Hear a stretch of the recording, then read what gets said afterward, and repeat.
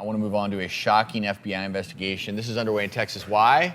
Allegedly, an owner of a hospice care facility was intentionally seeking patients who would die within 24 hours, but that's not all. According to an FBI search warrant affidavit, the man texted one of his nurses, "You need to make this patient go bye-bye," suggesting, it seems, they administer a fatal overdose. This is, of course, all conjecture right now, but why? Why would someone do this? The federal government imposes annual aggregate caps for hospice care of $27,820 per Medicare or Medicaid patient. That means business-wise, if too many patients are living for too long, the hospice amount exceeds the cap, and the owner in these businesses, that's just, okay, well, I'm not getting any more money from this patient. It's a really unfortunate, if this is true, it's devastating, number one, that it would happen. It also speaks to me some of the screwed up incentives in the healthcare system.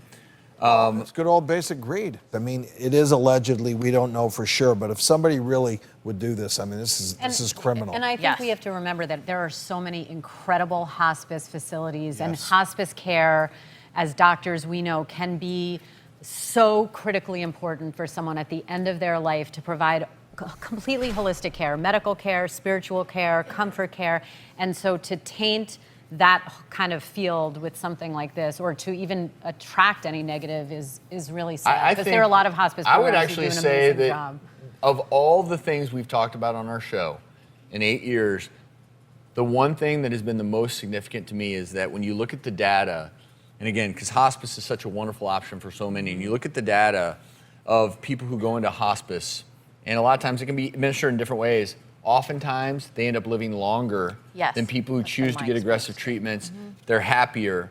They spend more time with their families. So in general, hospice is proven to be this, and it goes to show how powerful, when you're talking about end of life, how powerful the human emotion and condition is in that, And when I first heard those studies that, people in the hospice studies are living longer, I thought, no, that's not possible. They're not getting treatment. But it bears it out.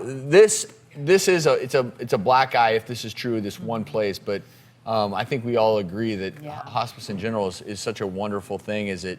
I feel like the field has really grown a lot over the last decade. Absolutely. What you want to do is you want to make sure, if you're looking for the right place, is just make sure it's a not-for-profit. Make sure that you have referrals, because if you're going to the wrong place and it feels like a money machine, that's not where you want to be.